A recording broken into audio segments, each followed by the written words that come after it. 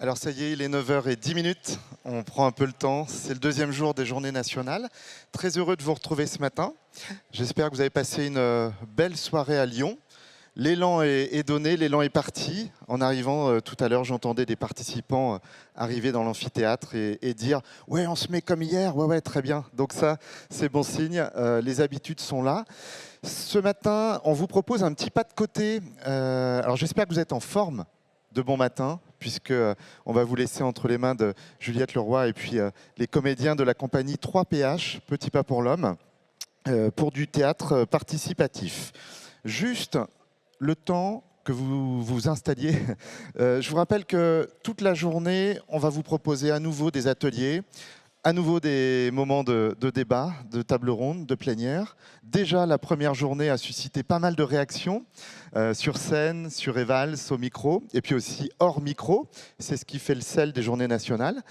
Je vous invite vraiment à vous emparer de la parole à l'occasion des ateliers. Vous allez rencontrer des professionnels de l'enseignement, également des professionnels du médico-social, qu'on n'a peut-être pas beaucoup entendu hier sur scène, mais c'est normal, on a des formes très différentes. Alors je vous laisse entre les mains de Juliette Leroy, parce que moi le théâtre, j'en ai fait un tout petit peu au lycée, mais je ne vais pas être très utile ce matin. Voilà. Bonjour. Merci beaucoup. Bonjour à toutes et tous. Je suis très impressionnée parce que forcément, j'ai jamais été devant une salle comme ça. Moi, je m'appelle Juliette de Petit pas pour l'homme. Et donc, je suis venue avec des comédiens, une équipe. Donc, il y a Emmanuel, Séverine et Arnaud qui sont là pour vous ce matin. Ah bah oui, allez, on applaudit. Merci. Donc, ce matin, on va faire du théâtre forum. Alors, en général, on fait du théâtre forum devant 100 personnes, 200, ça m'est déjà arrivé. Mais alors là, est-ce que vous connaissez le théâtre forum ? Oui, non ? Oui, là, on a levé la main quand c'est oui. Alors moi, je ne vois pas. Quand c'est oui, vous levez la main pour voir ? Ah oui. Ouais, quand même, quelques-uns. Hein. OK. Alors, alors c'est compliqué parce que normalement, je vous passe un micro et puis vous me dites qu'est-ce que c'est que le théâtre forum, quoi ? Alors, ouais, là, il y avait deux personnes. Voilà, c'est ça qui va être un peu difficile, c'est qu'on va échanger. Qui c'est monsieur ? Là. Madame ? Donc, le théâtre forum, c'est quoi ? Madame. Je vais parler français. Je suis brésilienne, c'est pour ça que je connais le théâtre forum et le théâtre forum. Ça vient de là-bas. Travaille avec les images. Théâtre-image. Oui. D'accord. Et du coup, c'est quoi ? C'est quoi ? Qu'est-ce qu'on fait ? Qu'est-ce qu'on fait ? On connaît la chose que les personnes pensent en action. OK. Oui. Oui. Okay. Aussi, tout à fait. Donc, théâtre, vous dites ? Elle a passé un examen, elle l'a eu. Bravo, oui, bah voilà, on peut applaudir. Alors, donc, c'est ça, on dit ce qu'on pense et on vient le dire ici, en fait, souvent. C'est-à-dire que là, il va y avoir des comédiens qui vont jouer des histoires sur l'école inclusive ou pas, à voir. Ils vont jouer des histoires, il y aura 2 scénettes. Il y en aura une première sur l'école inclusive d'aujourd'hui, potentiellement, c'est vous qui nous direz, et une deuxième sur « Et si demain c'était comme ça ?» Donc il y aura 2 scénettes. Et voilà, ils vont jouer, et on va jouer les scénettes, et puis vous allez nous dire « Mais qu'est-ce que vous en pensez, vous, de ce qui se joue là ? Qu'est-ce qui se passe pour vous, là ? Est-ce que c'est OK pour vous ? Est-ce que ça se passe comme ça en réalité ou pas ? Quelles sont les difficultés que vous pouvez rencontrer, qui que vous soyez au sein de l'école ou à côté de l'école ? Et puis, si vous voulez faire des changements, potentiellement changer les choses, vous pouvez venir expérimenter ici, avec nous, sur cet espace de jeu, quelque chose de différent. C'est ça le théâtre forum, le théâtre participatif. Donc, on va vous demander de la participation, on va vous demander qu'est-ce que vous en pensez. Et donc, il va y avoir des collègues qui sont au micro, là, qui sont en haut. Vous lèverez bien la main. Alors, comme on est très nombreux ce matin, je vous invite à bien vous lever la main, même vous lever à la limite, et puis en fonction de qui je pourrais voir pour donner la parole. Voilà, donc le théâtre forum, le théâtre participatif, c'est aussi faire connaissance, être en lien, même s'il y a un espace de jeu, puis un espace hors jeu. Et ben déjà, on va faire connaissance un petit peu. Je voudrais savoir, je vais vous inviter à vous lever quand vous vous sentez concernés par ce que je vous dis. Que toutes celles et ceux qui se sont levés tôt ce matin pour venir se lèvent. En plus, les fait lever, alors. Pas tant que ça, quand même, hein. Une autre. Merci beaucoup. Que toutes celles et ceux qui sont venus en transport en commun se lèvent. Beaucoup, oui. Et toutes celles et ceux qui sont venus en vélo se lèvent. Personne, hein. Oh, il y en a une. Bravo, il faut l'applaudir. 2, 3. Il y en a, hein. Il y en a. Pas beaucoup, hein, mais il y en a. Il pleut. Toutes celles et ceux qui connaissent le Théâtre Forum se lèvent. C'est devant, hein, surtout. Ah non, oui. Non, il y en a plein. Quand même. Ouais, là. Super. Bah, je vous inviterai à participer au maximum, hein, ceux qui connaissent. Et toutes celles et ceux qui sont venus ici, en tant que parents, se lèvent. 2, 3. Il y en a d'autres? Oui, on peut les applaudir. Là, une dame là-bas. Merci. Et toutes celles et ceux qui sont parents se lèvent. Ah, bah donc on est tous concernés, on est d'accord. Merci. On peut aussi dire, oui, c'est une bonne question. On peut aussi dire les grands-parents, etc. Hein. Et oui, bien sûr. Et les enfants se lèvent. Il y en a un là, bravo. Il y en a? Et les professionnels de l'éducation nationale qui sont venus ici en tant que professionnels se lèvent. Bravo! Ah.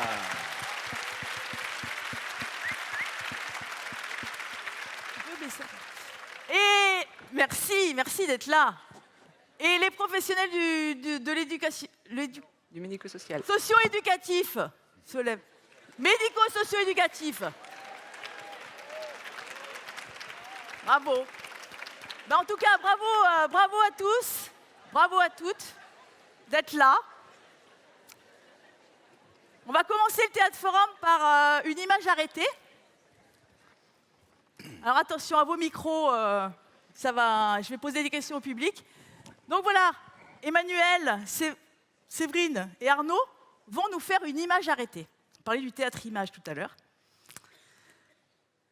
Ok, et je vais vous demander, qu'est-ce que vous voyez? Qu'est-ce que ça vous raconte? Est-ce que ça vous raconte une histoire? Et si oui, laquelle? Vous levez la main, vous vous levez pour qu'on vous amène un micro. Moi, je ne vois pas. Oui, ici en bas. Voilà. Madame.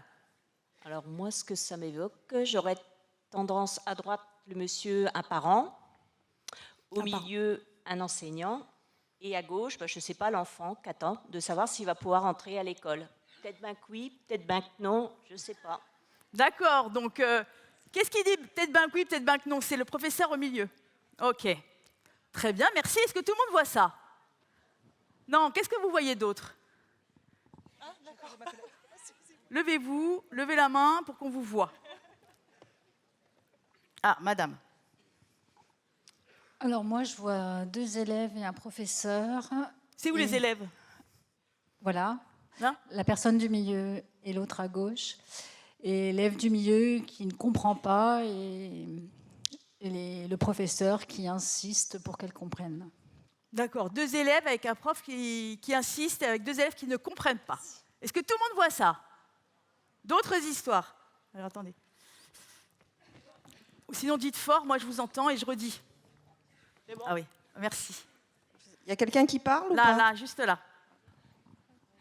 Bonjour, alors moi je vois 2 personnes qui ne sont pas d'accord, à gauche et à droite, et éventuellement une personne médiatrice, enfin, un médiateur. Ah, donc là il y a 2 personnes pas d'accord et une médiatrice, oui. enfin une médiatrice on va dire, Ouais. médiateur qui essaye de les mettre d'accord. Oui. Ok, merci. Une dernière, là, ici, quelqu'un qui dit ici, oui. Merci. Alors moi, je vois une équipe pluridisciplinaire en train de discuter d'une situation. Ah, ça fait rire, je ne sais pas pourquoi ça fait rire. Une équipe pluridisciplinaire qui discute d'une situation. Très bien, merci. Merci pour toutes vos propositions. Il y a une intervention aussi. Allez, ok. Une dernière. Oui. Bonjour. Bonjour. Moi, je voyais des parents qui font une demande d'AESH à la MDPH et la maman qui se rend compte que son dossier n'est pas complet. Ah. Ok, ça parle. Ok, merci beaucoup. Merci aux comédiens. Vous pouvez lâcher votre... bravo, merci. Alors, on a vu une situation, on a vu une image, et puis chacun a pu l'interpréter, dire ce qu'il voyait, ce qu'elle voyait dans cette image. Et c'est exactement ça le Théâtre Forum. C'est-à-dire que vous voyez quelque chose, mais on ne voit pas tous la même chose, d'une même situation. Et ce qui est intéressant, c'est quand on partage sur ce qu'on voit, ce qu'on peut imaginer, ce qu'on peut interpréter, parce que ça nous permet d'ouvrir de nouvelles portes, de nouvelles fenêtres. Moi, je n'avais pas vu ça. Ah, mais par contre, ok, vous avez vu ça. Ça m'ouvre une nouvelle vision du monde. Et ça va être ça, le Théâtre Forum. On a le droit de ne pas être d'accord, et même, c'est recommandé. Il y a par contre comme règle, parce que c'est un jeu, il y a comme règle quand même l'écoute jusqu'au bout de l'autre. On va essayer de s'écouter jusqu'au bout. Et puis, on peut dire ce qu'on pense. On a le droit de dire ce que vous pensez. Vous avez tout à fait le droit de dire ce que vous pensez, toujours dans le respect, voilà, des uns et des autres. Et puis, la co-responsabilité, comme vous voyez, on est très nombreux, donc de bien se lever pour dire, voilà, pour pas que ce soit trop cacophonique. Et puis, le Théâtre Forum, ça va exister grâce à vous, surtout. Voilà. Voilà pour l'introduction au Théâtre Forum.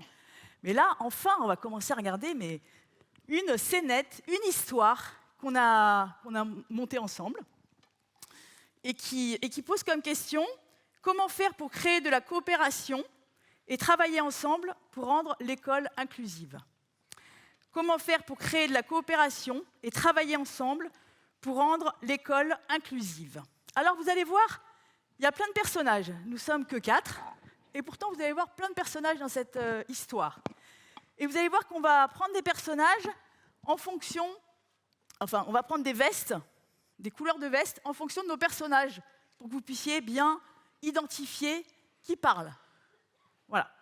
Donc, dans cette scénette, vous verrez un chef d'établissement, M. Chéniaud.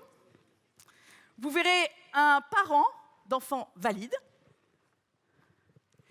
Vous verrez une psychologue scolaire.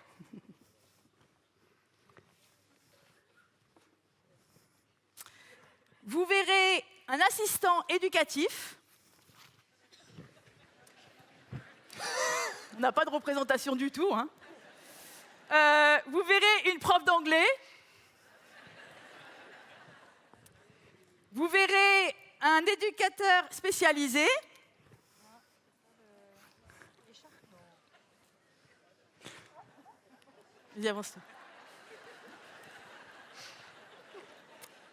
Vous verrez un parent d'enfants en situation de handicap. Vous verrez un professeur de français.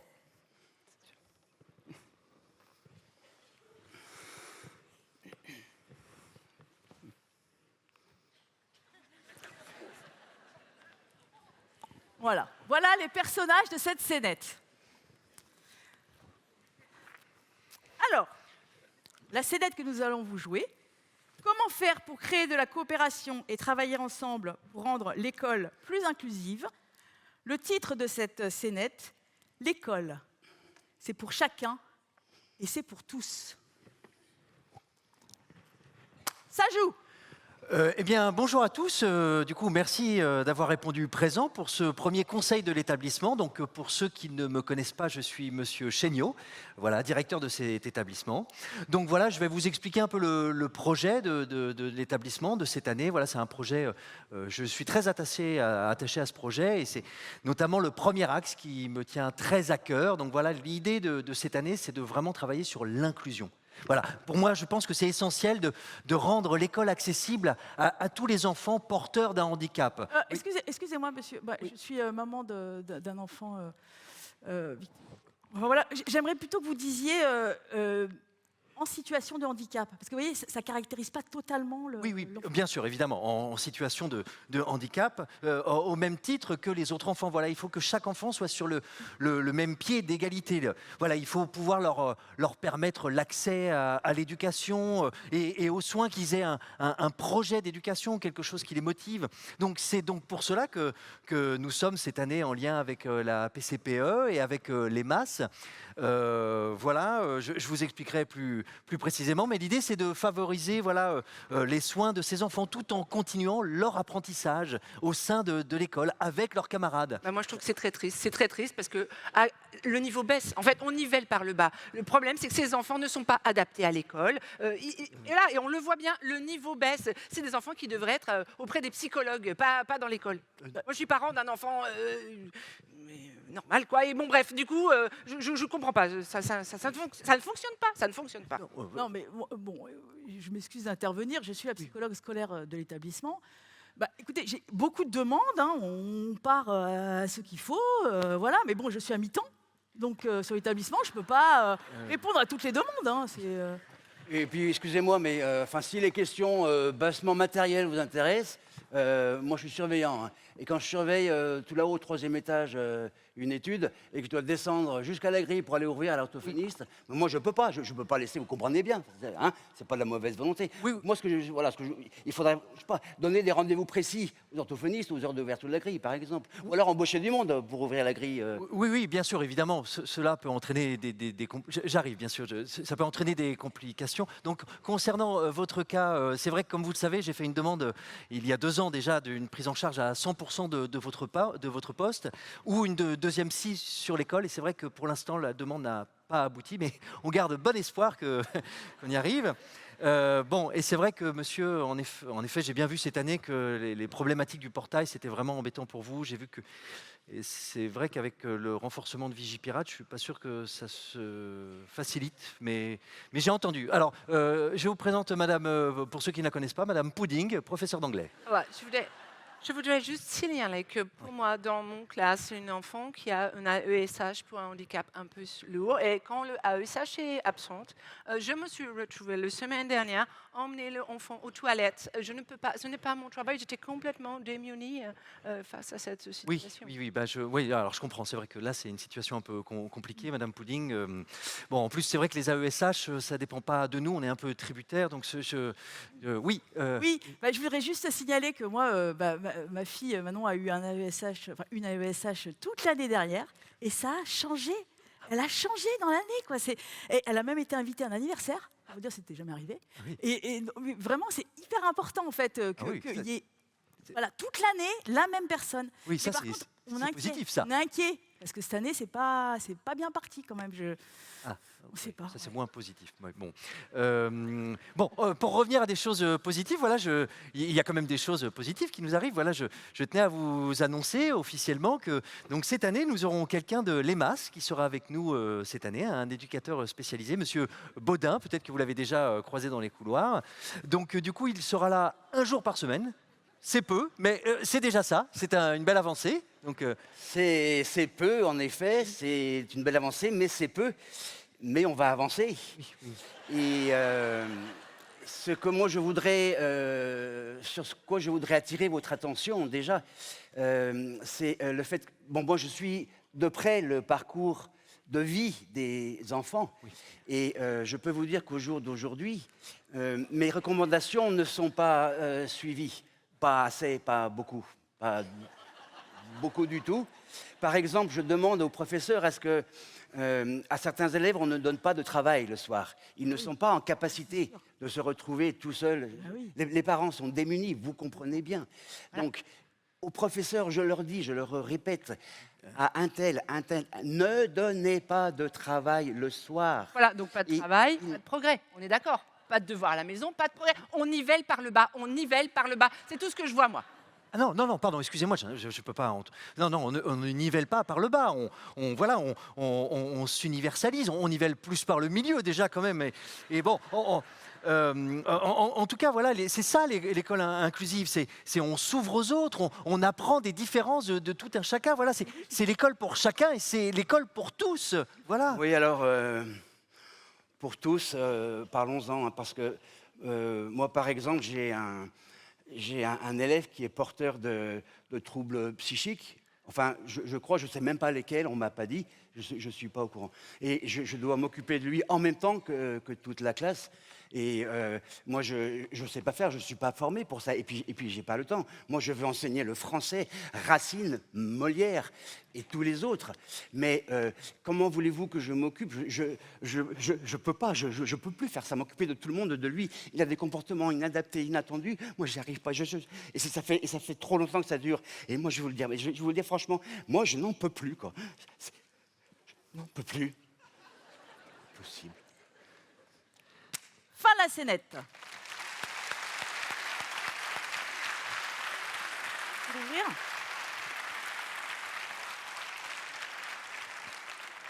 Alors, je vous rappelle la question.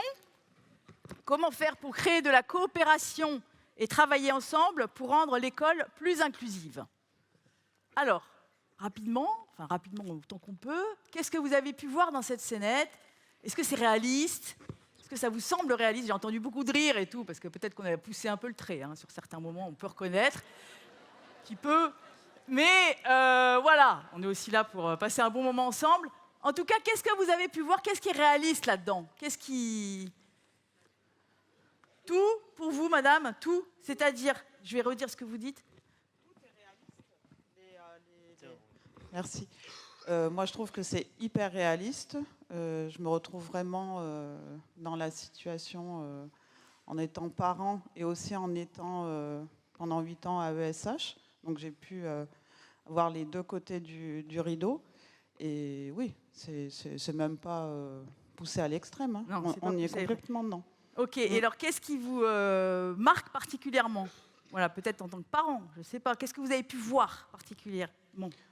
Le désarroi de l'ensemble des personnes, en fait, finalement. Du désarroi. Vous avez pu voir un peu le désarroi de l'ensemble des personnes. C'est-à-dire de l'ensemble des participants. En fait, personne ne se retrouve dans sa place. Et le professeur est désespéré, le parent d'enfant dit ordinaire est désespéré. Enfin, chacun dans sa position est insatisfait. Et du coup, on sent que le chef d'établissement est totalement dépassé parce qu'il n'a peut-être pas les cartes, justement, et c'est lui qui est le chef d'orchestre, normalement, de tout ça. Et en fait, il n'a pas les cartes pour pouvoir... Donc, un chef d'établissement qui n'a pas les cartes, des personnes qui sont désemparées, personnes qui trouvent sa place, vous avez dit complètement. Est-ce qu'il y a beaucoup de personnes qui ont vu ça parmi vous, ce que dit madame? Oui? Oui? Ok, quoi d'autre? Alors, je vois une main qui se lève là-bas. Je vais voir ça. C'est juste qu'elle était d'accord. Ah, elle était d'accord, oui, d'accord, oui. Là, il y a une main, vous voulez dire quelque chose? Oui, alors là, voilà, monsieur. Donc, personne a vraiment à sa place, des personnes désemparées. Monsieur. Alors, moi, j'ai vu des professionnels différents qui avaient un cadre de référence et qu'effectivement, chacun, de son point de vue, a, on va dire, raison. Mais comment on peut mutualiser, comment on peut ouvrir des espaces possibles? Oui, vous avez vu chacun dans son cadre, déjà dans ce que vous avez vu. Ouais. Et votre question, c'est comment... comment ouvrir des espaces entre ces cadres de référence. Entre ces cadres pour qu'il y ait de la fluidité et des échanges, des formations, de la compréhension des situations. Alors, chacun part on va dire, d'une bonne posture dans son cadre, dans ce qu'il est. Chacun part d'une bonne posture dans son cadre de référence, là où il est. C'est ça que vous dites déjà. Mais vous, c'est comment on peut créer de la fluidité là-dedans. Vous iriez plus loin créer de la coopération, créer de la fluidité, puis comment ça peut se toucher, ces cadres de référence, c'est ça? Exactement. D'accord, ok. Et du coup, vous avez une idée du comment Non, je ne sais pas, je pose la question. Hein. Non, mais par expérience, ça relève d'individus. Et vous pensez que c'est lié aux individus? Dans certaines situations, oui. Et la difficulté, c'est comment les institutions elles puissent en prendre la mesure et ouvrir vers ces espaces. D'accord. Donc pour vous, c'est lié aux individus, à comment ils vont rentrer en coopération, mais aussi aux institutions.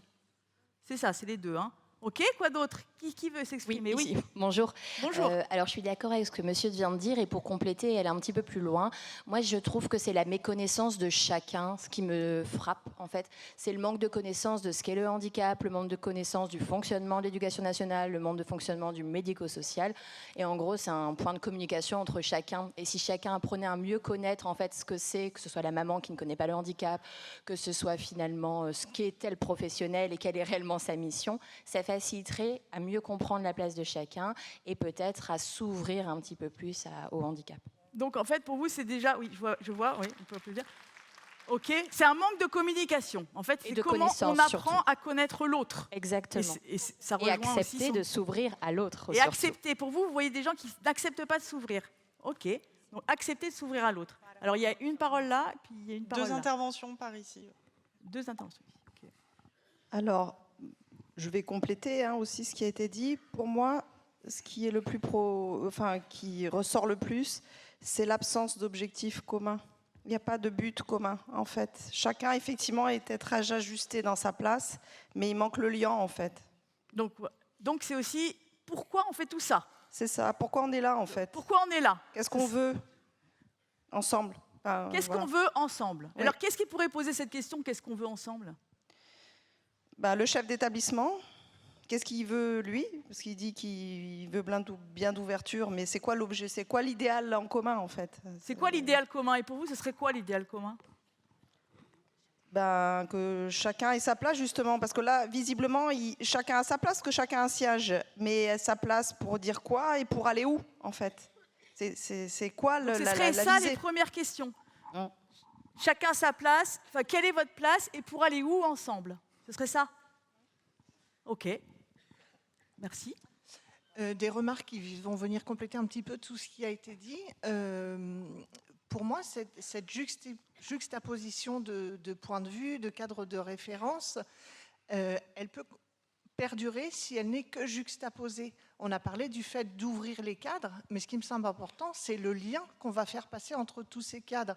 En systémie, on parle de carte du monde, mettre un pied dans la carte du monde de l'autre. Ce que je trouve important quand les choses se cristallisent un petit peu, moi j'ai entendu des besoins, en fait. Et je trouve que l'expression des besoins, OK, de quoi moi j'aurais besoin pour exercer mon métier dans mon cadre de référence, ça serait celui-là. Et quand on commence par expérience à permettre aux personnes de parler de leurs besoins, on les rejoint dans qu'est-ce que je ressens moi. Et si moi je considère que si on ne fait pas ce travail-là, on ne peut pas véritablement rejoindre l'autre. Parce que pour pouvoir rejoindre, par exemple, la personne en situation de handicap, il faut être très au clair sur ce que ça peut nous faire chez nous. Faire vivre. Oui, exactement. Comment on vit ça ? Et je pense qu'il ne faut pas avoir peur de parler des émotions. Moi, je travaille en EMAS et très régulièrement, avant même de pouvoir parler de l'élève concerné, on doit d'abord, je ne sais pas si le mot est très joli, mais je vais quand même employer celui-ci, dépolluer dans la pensée, en fait, ce que les enseignants nous disent, qui très souvent nous livrent leur désarroi, on a dit ce mot-là, et leur difficulté et tout le champ émotionnel que ça emmène. Et donc là, ce serait un rôle de qui là, de faire ça ? Enfin, est-ce que c'est possible là, du coup, ça ? Moi, je crois que c'est possible. Ouais. C'est bien quand il y a un chef d'orchestre. Après, en grand groupe, c'est moins facile parce que quand on les. Pour vous, ce serait plutôt en petit groupe, quoi. Ce serait pas. Peut-être plus réduit, peut-être par étapes. Peut-être imaginer des étapes intermédiaires avant de pouvoir remettre dans le collectif. Et ce serait quoi la première étape si on essaye d'avancer ? Des échanges entre, par exemple, un professeur en particulier et le parent, des échanges avec le directeur d'établissement et les professionnels qui sont dans l'enceinte de l'établissement pour cerner, par exemple, les problèmes en amont. Alors juste, je vous invite, si vous acceptez, de venir nous faire un exemple. Vous voulez bien ? Et pendant ce temps-là, pendant que vous descendez tranquillement, en prenant votre temps, il y a quelqu'un qui voulait s'exprimer ici aussi. Du coup, oui.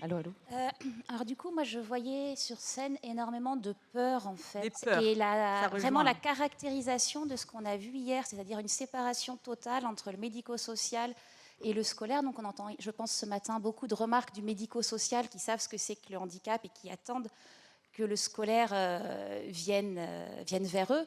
Mais côté scolaire, on a pu voir que nous sommes très peu nombreux. Oui. On n'a pas d'informations. On a tout un système qui n'a absolument pas évolué. Et on voit la peur du parent d'enfants ordinaires. On voit les enseignants qui ne savent pas comment s'y prendre, et qui ne disposent pas de ces temps de formation pour connaître. Et on a aussi, je pense, besoin de savoir en quoi, pour l'enfant ordinaire, s'ouvrir à l'autre va être aussi pour lui une source d'épanouissement, de réussite. Il y a vraiment besoin de, côté école, de progresser, côté parents. Il faut qu'on sorte du médico-social. Et du coup, on parlait, moi je pense qu'il manque un chef d'orchestre côté éducation nationale, qui aurait vraiment une formation, ou deux chefs d'orchestre, que les deux sphères arrivent à travailler ensemble. Voilà. Alors, donc, ce que j'entends, ce que vous avez dit, plusieurs choses super, qui n'ont pas été dites encore, notamment la peur de tout ce qui est peut-être de certains parents et des professionnels de l'éducation nationale qui sont face à des peurs, à des incompréhensions, et quelquefois des incompétences parce que pas formés aussi. Et donc, ce que vous proposez, c'est, de ce que j'ai entendu, à la fois peut-être deux chefs d'orchestre, et à la fois dans l'éducation nationale, et à la fois dans le socio-médico-éducatif. C'est ça que vous dites, dans le médico-éducatif. Ok, à voir peut-être juste après. Excusez-moi, oui. Il y avait est-ce possible une dernière intervention qui était prévue? Alors, oui, de toute façon, je ne vois pas où c'est. Ah, c'est là, ok, oui. Ok. Alors, un instant. Oui, en fait, je vais juste appuyer ce qui vient d'être dit. Au niveau de l'éducation nationale, on voit bien que le chef d'établissement est un peu perdu, il a envie de répondre à tout, mais en fait, il n'a aucune solution institutionnelle qui lui vienne en appui. On voit que les enseignants sont dans la même posture, donc forcément, la première chose, c'est d'écouter leurs besoins, ensuite de leur proposer des moyens. Alors ça peut être des moyens de formation, mais ça peut être aussi des moyens financiers. On voit que la maman, l'année dernière, elle avait une AESH, cette année, c'est l'inconnu, puisque peut-être que là, elle a moins d'AESH, peut-être que de 24 heures d'AESH, elle n'en a plus que 15 ou 12. Et donc, en fait, tout ça, on voit bien qu'au niveau éducation nationale, il y a quand même un grand manque. Donc, il y a un manque aussi de moyens, vous dites, de moyens et de formation. De moyens, alors qu'ils sont pas au sein de l'institution de l'éducation nationale. Oui. Et on voit bien que les enseignants, en fait, ils sont sans appui.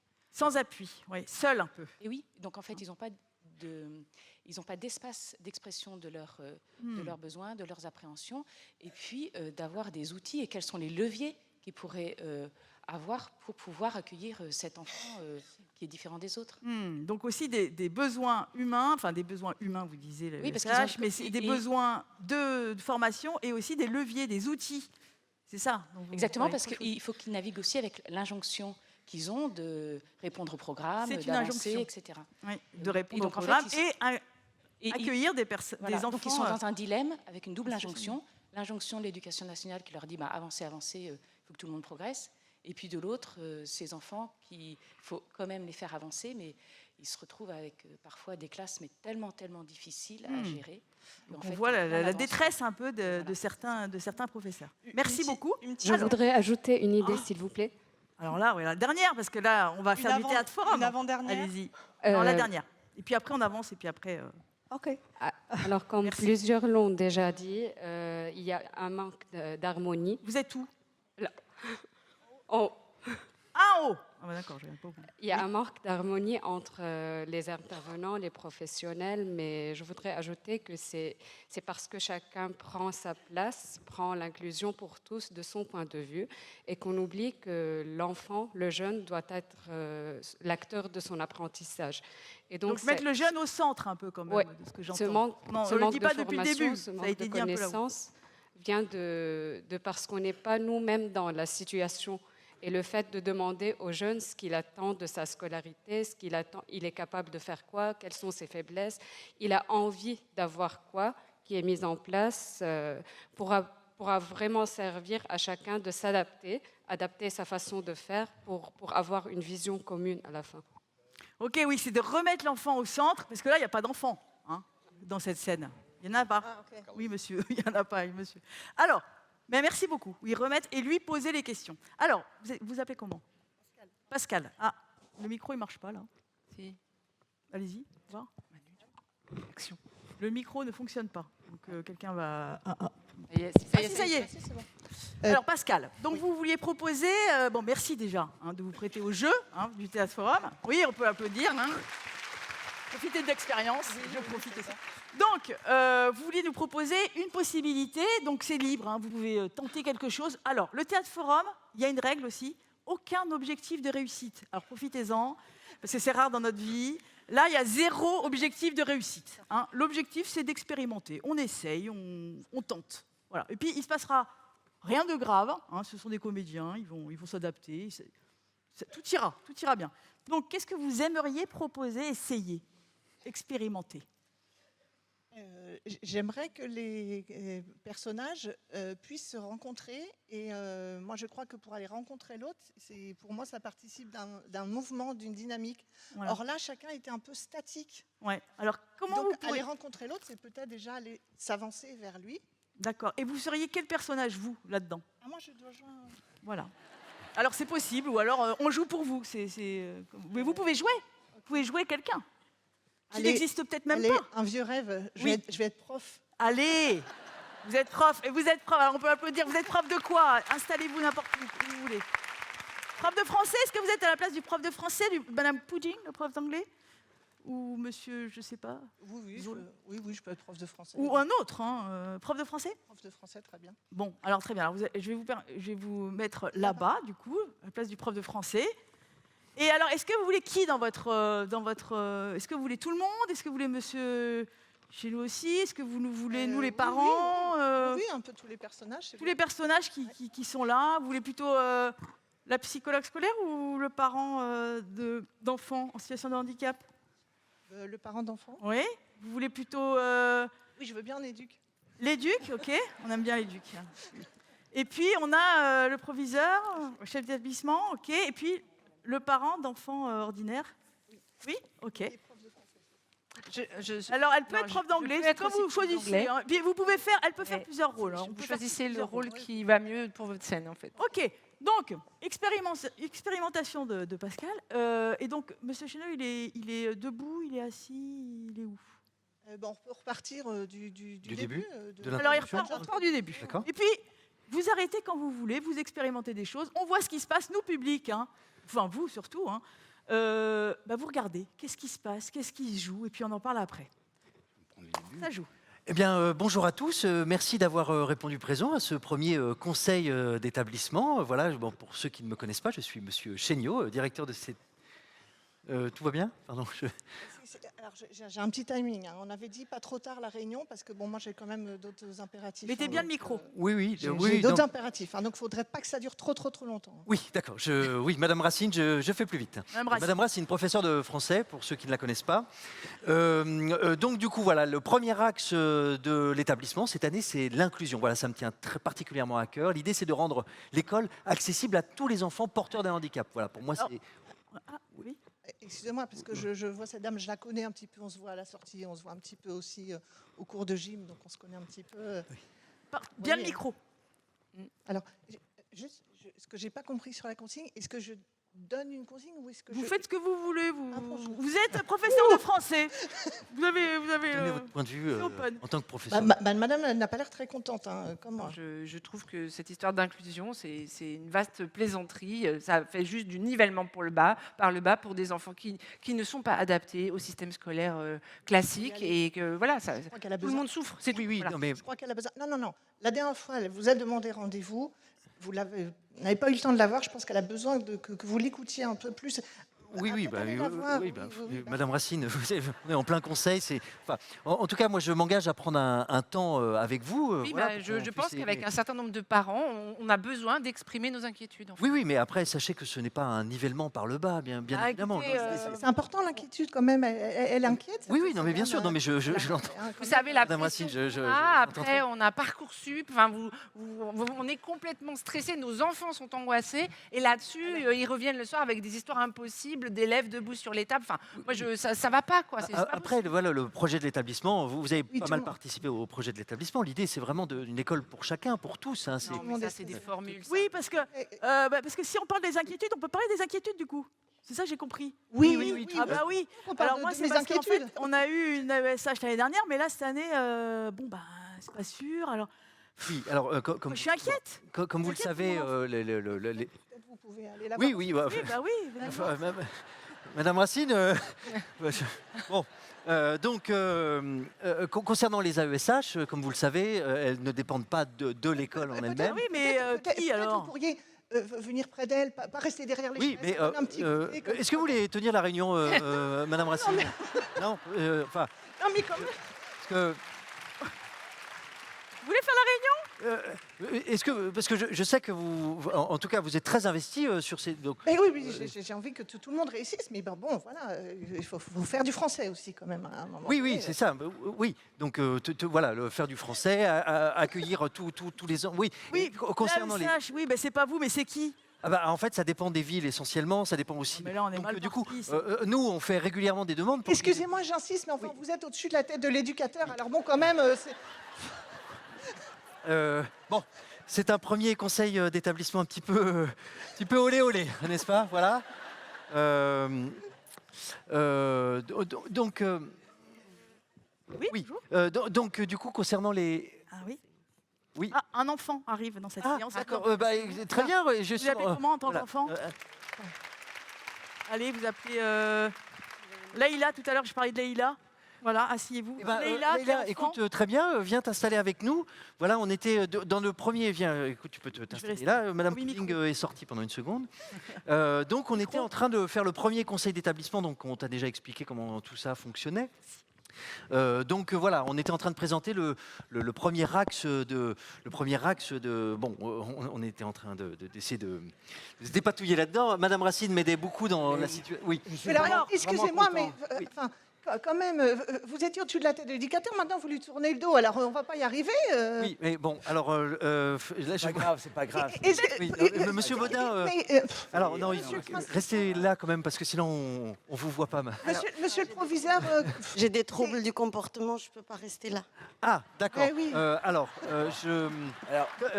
qu'est-ce que je crois que Monsieur Baudin, c'est plutôt votre arc. Vous allez dire que je me mêle de ce qui ne me regarde pas, mais enfin, excusez-moi, qu'est-ce que c'est que cette organisation-là? Moi, on est loin les uns des autres, on ne peut pas parler. Écoutons-la, Leïla. Là, voilà. Non, mais Leïla, dites. J'aimerais beaucoup qu'on l'entende.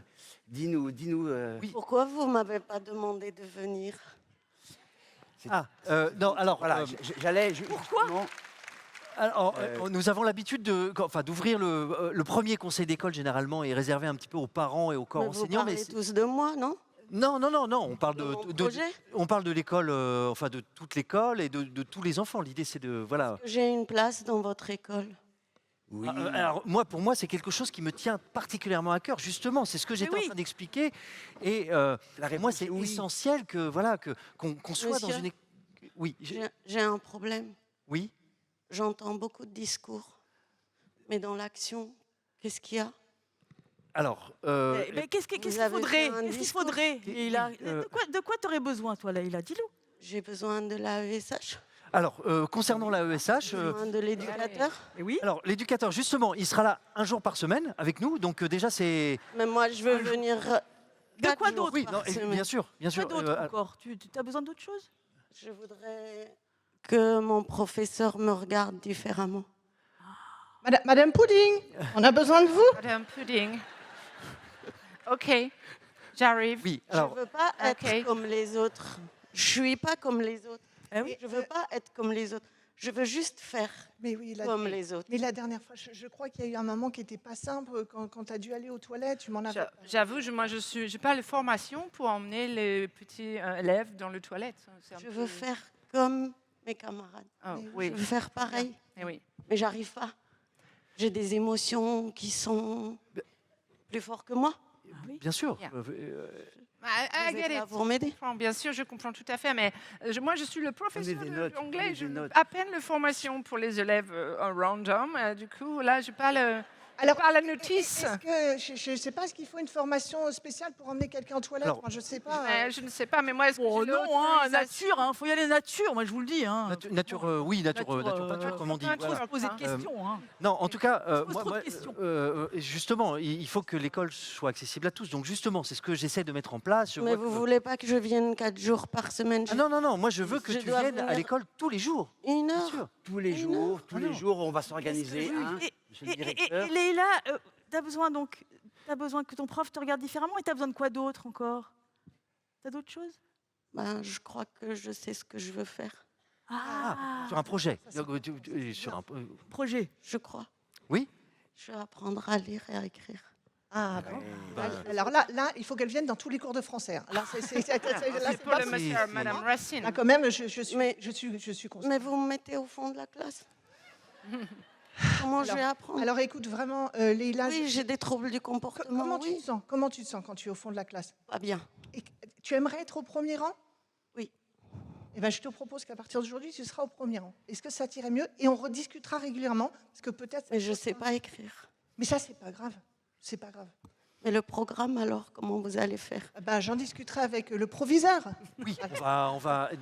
Ok, je me permets juste de clôturer la scénette. Pascal, et comment c'est votre prénom? Venez.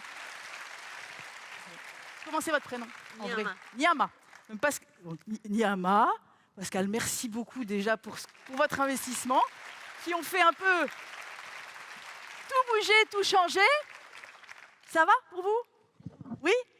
Ok. Alors, on va voir avec vous, vous public, qu'est-ce que vous avez vu? Qu'est-ce qui a changé? Qu'est-ce que vous avez envie de dire? On a encore 10 minutes de cette scénette-là pour pouvoir échanger rapidement. Il y a quelqu'un là. Attendez, je vais reprendre un micro peut-être. Parce que... voilà. Hop. Vous partagez celui-ci? N'oublions pas les élèves du fond de la classe, s'il vous plaît. Tout en haut, tout en haut, tout en haut. Comment vous allez au fond de la classe, les élèves? Alors, oui. J'ai gagné mon tour parce que je suis au premier rang. Alors, levez la main et puis il y a quelqu'un qui va venir pour vous amener un micro. En fait, ce que je voulais dire, c'est que c'est tout simple. C'est tout simple et c'est dans l'expérience qu'on peut vivre au quotidien dans notre travail. On a vu en fait une seule chose, c'est que le jeune, quand il est auteur et acteur de son projet, il est au centre et c'est lui qui rassemble naturellement tous les professionnels. Parce qu'en fait, on part de son besoin qui est simple, son projet qui est simple, je veux lire et écrire, et à partir de là, on se rassemble. Donc, merci beaucoup. Donc, un projet, et c'est cet enfant qui fait liant, qui fait la coopération, c'est ce que vous dites, et quelque chose de simple, finalement. Alors, tout là-haut, je vous vois pas. Bonjour. Moi, ce que j'ai aimé, c'est le fait qu'il n'y ait pas de solution, ni dans la première scénette et la deuxième. Même s'il y a un élément de réponse grâce aux jeunes, qui en effet est le liant de tout ça, en fait, on fait plein de réunions où on n'arrête pas de parler et les solutions, on ne les a pas. Parce que d'une, c'est les moyens, et les moyens, clairement, on ne les a pas. Donc, qu'est-ce qu'on peut faire sans les moyens? Et une des réponses, je trouve que c'est quand même plutôt intelligent dans le sens où on ne peut pas parler d'inclusion si on ne parle pas de la différence avec tous les enfants. On impose des fois dans des classes des enfants qui sont différents sans expliquer aux autres ce que c'est la différence. Donc déjà, vous dites pas de moyens, mais déjà, vous dites quand même il faut de la communication. Et oui, complètement. Si on n'explique pas aux enfants ce que c'est la différence de façon globale, eh ben, on ne peut pas avancer. On ne peut pas imposer aux autres la différence sans expliquer vraiment. Et c'est ce qui manque. Moi, je suis éduque dans un IME qui est dans une école. Et en début d'année, on passe dans les classes pour expliquer, mais ce n'est pas suffisant. C'est une goutte d'eau et 10 fois on se dit ça sert à rien, quoi. Donc je pense qu'il faut vraiment réfléchir sur le fond de la différence de façon globale, quoi. Donc plus travailler sur la différence avec les enfants, les jeunes, enfin les élèves en général. En tout cas, c'est un premier geste qu'on peut faire, parce que les moyens, on les a pas clairement, quoi. Une AESH pour collectif pour 13 enfants dans l'école qui ont besoin d'une individuelle, en même temps, ça va pas du tout, quoi. Donc on n'a pas les moyens. Donc qu'est-ce qu'on fait? Eh ben voilà, des fois, je ne sais pas. D'accord. Merci beaucoup. Par ici. Ici. Devant aussi, Julie. Non, alors, moi, j'ai été... je suis là. En fait, j'ai été un peu dérangée pendant le jeu. J'ai eu un petit moment de confusion parce que je ne savais pas dans quelle instance on était. J'étais partie en fait sur un conseil d'établissement où il s'agissait de parler donc de la question de l'inclusion, enfin de manière un peu globale sur l'établissement. Qu'est-ce qu'on fait sur l'établissement? Et c'est comme si on finissait par en fait une équipe de suivi de scolarisation sur un suivi pour un jeune.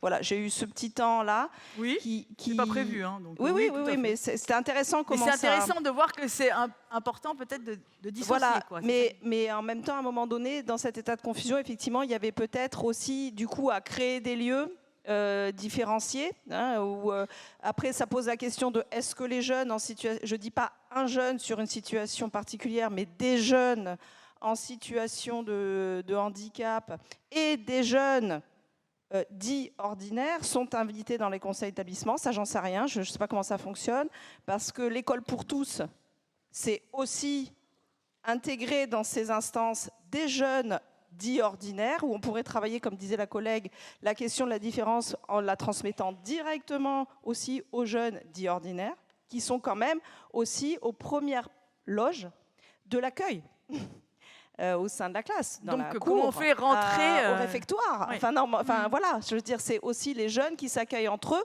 ou pas, selon aussi la place que l'on donne à tous. Selon la formation aussi, enfin l'information, ce qu'on donne comme information. Oui, complètement, la communication, voilà. Hein, voilà, bon, après, voilà, c'était juste une petite remarque. Oui, bah merci, si, c'est important. Alors, je vais personne reprendre. en bas. Attendez, ouais, une autre personne en bas. Oui, en haut aussi. Oui, en haut, après alors. Juste après. Allez-y. Où est-ce qu'il n'y a pas de micro? Où est-ce qu'il y a le micro? Moi, là, dans le... Bonjour. Ah, bon, alors il y a un micro là, il faut trouver quelqu'un qui mène un micro là après. Ah oui, il y a une personne là, ok, excusez-moi. Moi, je rejoins vraiment l'avis de la personne précédente par rapport au lieu des différentes thématiques en fait, qui sont abordées dans les deux scénettes. Moi, il y a un truc qui m'a quand même assez interloquée, c'est que c'est la place en fait, du responsable d'établissement, sur qui il y a beaucoup de poids, en fait, parce qu'on le met en élément central.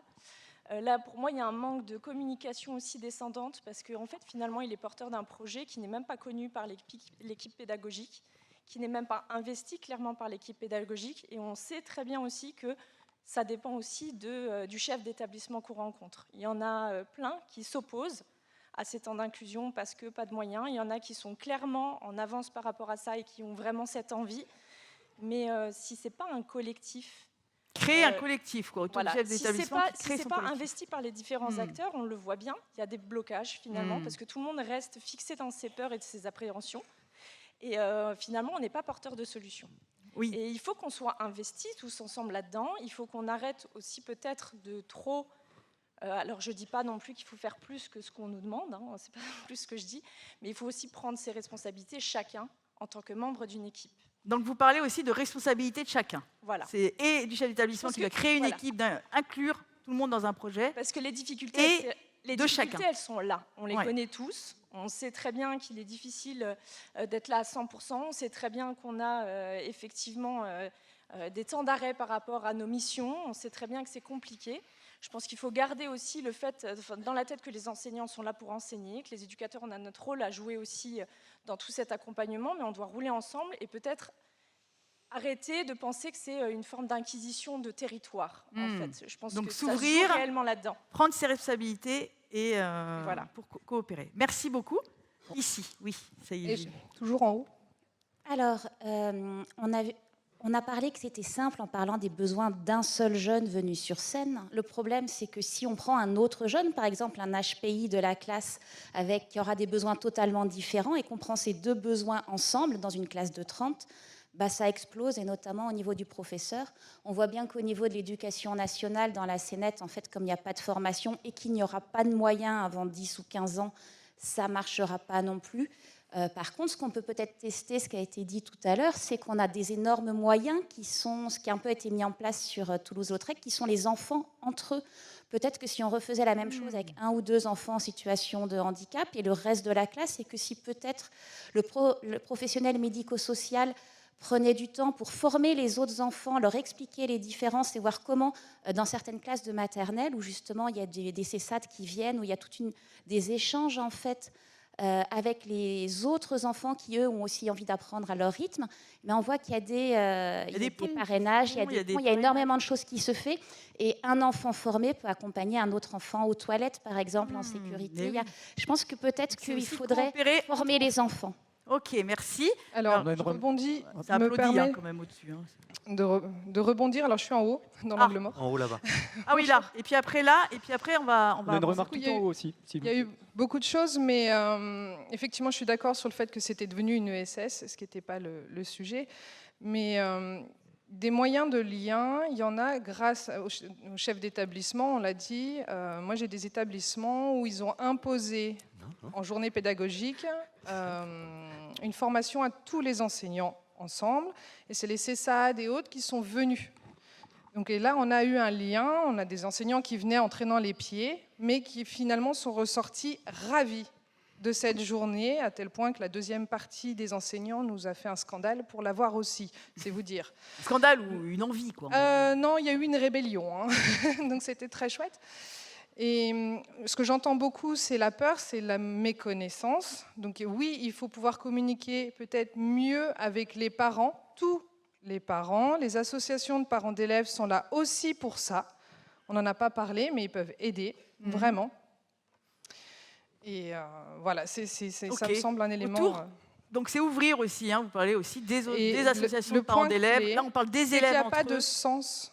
Pourquoi l'école inclusive ? Il n'a jamais répondu, il a dit il faut, je veux. Et en fait, il faudrait donner du sens. Pourquoi c'est juste que tous les enfants apprennent à lire ? Pourquoi c'est juste que tous les enfants puissent venir ? Okay. Donc ça revient à madame aussi tout à l'heure qui disait le pourquoi redonner du sens, redonner une vision collective. Du sens, pourquoi ? Oui. C'est pas juste parce que. Et ça pourrait être un point d'entrée. Ça pourrait être un sujet. Peut-être un atelier, je crois qu'il y en avait. Alors, une dernière intervention là avant qu'on passe à autre chose. Oui, merci. Oui, je voulais parler aussi de l'objectif commun parce qu'on l'oublie régulièrement.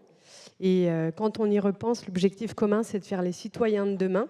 Et peu importe les différences, et de se rendre compte que toutes ces différences, c'est ce qui fait la richesse du monde. Et donc, c'est exactement ce qu'on pourrait répondre aux différents parents. C'est qu'en fait, vos enfants, qui aient d'AESH ou pas d'AESH, demain, ils seront seuls et ils devront vivre ensemble dans cette société qui est riche parce que justement, tout le monde n'est pas identique.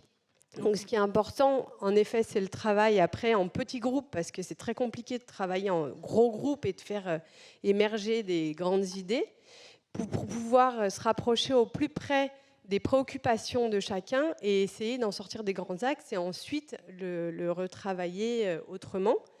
Mais je pense que vous auriez proposé, on n'aura pas le temps de le faire, mais vous auriez proposé d'abord déjà faire vision commune, déjà se connaître, vivre ensemble finalement, faire société ensemble. Et ensuite, travailler, petit groupe par petit groupe autour de ce thème-là. Exactement. Parce que le professeur de français, quand il dit... on est d'accord que c'est dans des clichés, hein, tout. Moi, je vais enseigner Molière, etc. Mais l'objectif d'enseigner toutes ces choses, c'est d'apprendre la culture du pays, la culture de la littérature et essayer d'accrocher sur certains points. Mais l'idée, ce n'est pas que tout le monde devienne professionnel de la littérature du XVIIe siècle. L'idée, c'est d'ouvrir le monde, que chacun puisse faire à son échelle, c'est-à-dire que celui qui ne sait pas encore lire, il ne va forcément pas faire la même chose que les autres, mais par contre, il pourra apporter sa pierre à l'édifice d'une autre manière. Et c'est ça où peut-être s'appuyer sur des études scientifiques qui existent, qui permettent de démontrer que lorsqu'il y a de la diversité, le résultat est bien meilleur que lorsque lorsque la présence des élèves est homogène, d'où les multiniveaux, d'où peut-être le retrait des AESH parfois, parce que finalement c'est quelqu'un qui est en permanence derrière l'élève et qui va avoir tendance à faire un peu à la place d'eux. Et lorsqu'il sera adulte, il n'y aura personne derrière lui. Et que ce n'est pas comme ça qu'on apprend l'autonomie non plus. Et d'ailleurs, la MDPH s'appelle la MDA, Maison de l'autonomie, donc c'est bien vers ça qu'il faut tendre. On voit que ça dépend forcément. Là, on fait des... Oui, tout à fait. Donc, j'entends que ça peut faire réagir ça, mais ce que vous voulez dire, c'est que ça peut être comme ça aussi. Hein, ça peut être différent aussi. Alors là, il y a une dernière parole, hein, je suis désolée. Non, tout en haut, s'il vous plaît. Ah, tout en haut, il y a quelqu'un qui demande de... Là, déjà, on a dépassé le temps, je vous le dis. Alors, là-haut d'abord, parce qu'il paraît que ça fait hyper longtemps. Mais... J'aurais juste rajouté l'intervention du professionnel de l'EMAS. Là, pour moi, l'éducateur qui est représenté, c'est plutôt un éducateur du CESAD. L'EMAS, elle propose des sensibilisations auprès des élèves sur les différentes situations de handicap. Elle peut aussi proposer des sensibilisations à l'ensemble des communautés éducatives, donc aussi bien professionnels, professeurs, AESH, AED. On propose ces sensibilisations, donc je pense qu'il aurait fallu intervenir. Ça n'a pas été réaliste, ce que vous dites, mais ce qui est réaliste, c'est qu'il y a déjà des sensibilisations. Ça existe. Hein, c'est ça, ça existe dans la réalité. C'est pour ça que j'aurais proposé une intervention de l'EMAS. Eh bien, ok, ben voilà, on n'a pas ce temps-là, mais oui, merci. Alors, une dernière parole, là, je suis désolée, hein, il va falloir, mais on n'a pas fini le théâtre forum, hein, je vous le dis. Hein. Bonjour, donc moi je suis chef d'établissement. Oui. Donc je voulais parler à la place du chef d'établissement. Ah oui, merci. Il a besoin d'aide. Je suis dans un ressenti, hein, donc ça peut être un petit peu émotif, parce qu'il est très seul, ce chef d'établissement. Il porte tout, on lui demande tout, chacun a ses demandes, mais en fait, les personnes ne communiquent pas entre elles. Et elles se remettent tout sur le chef d'établissement et à la fin, il devient une marionnette, hein, clairement. On l'envoie à droite, à gauche, alors il y va parce que il fait ce qu'on lui demande, parce qu'il croit que c'est... Enfin, il croit. Il essaie de faire ce qu'il demandait et en même temps, il est tout seul. Effectivement, alors bon, je ne vais pas... la question des moyens, tout ça, oui, on peut discuter longtemps, mais surtout, effectivement, il est considéré comme l'homme providentiel, c'est-à-dire qu'il doit avoir les réponses. Et il doit répondre à chacun. Mais en fait, dans ce groupe, qui est porteur réellement d'une recherche d'ensemble? Quand on est chef d'établissement, il a une bonne idée, hein, son point de départ est juste. Mais en fait, chacun va déverser ses problèmes qui existent hein, et qu'il connaît, sûrement. Mais personne ne lui dit, bon, alors, moi, je pense qu'il faudrait faire comme ça. On pourrait, voilà, et dans un cadre d'organisation et de collectif. Chacun donne ses besoins, à la limite ses pointes, en attendant et lui finalement doit faire. Que l'homme providentiel règle le problème. La solitude. La solitude. Et en fait, il se retrouve face à des situations où, je veux dire, en tant que chef d'établissement, je le dis, on reste des êtres humains. Eh ben oui. Et donc, on est confronté à tout ça. On a envie, on veut faire ça. C'est moi, si je suis ici, c'est parce que je veux le faire. Mais il y a plein de moments où, face à cette situation qui, effectivement, alors, elle est pour moi un peu caricaturale et heureusement que ça n'est pas que ça. Mais une espèce de... Alors là, pour le coup, on prend finalement le désarroi de chacun. Il se multiplie, plus notre propre désarroi, parce que souvent c'est ça. Et on finit par arrêter. On ne fait plus rien. Et vraiment, c'est pour moi, ce qui ressort de ça, c'est le manque de collaboration et de prise en charge. De responsabilité. De responsabilisation de chacun. Oui. C'est-à-dire que oui, j'ai des problèmes. Est-ce que j'ai des propositions de solutions? Est-ce que j'essaie de rentrer, d'écouter ce que dit l'autre et de me dire, ah oui, finalement, peut-être qu'il y a quelque chose d'intéressant là-dedans. peut-être que je peux bouger. On a l'impression que tous ces personnages, finalement, ne peuvent pas changer. Et à la fin, enfin, moi, le fait de courir de l'un à l'autre, tout ça, c'est super. Comme une marionnette. Mais c'est Vous avez un exactement ça. bon, C'est-à-dire vous avez un bon, oui. on se retrouve la marionnette de quelqu'un qui veut, finalement, mais qui ne fait rien, qui envoie l'autre, qui envoie l'homme providentiel régler les problèmes. Mais c'est juste impossible. Hein. Ok, mais merci madame, bravo. Alors, je voudrais vous remercier, hein, toutes les deux, vraiment. Oui, vous voulez dire un petit mot, bien sûr. Vous avez fait le déplacement jusque-là.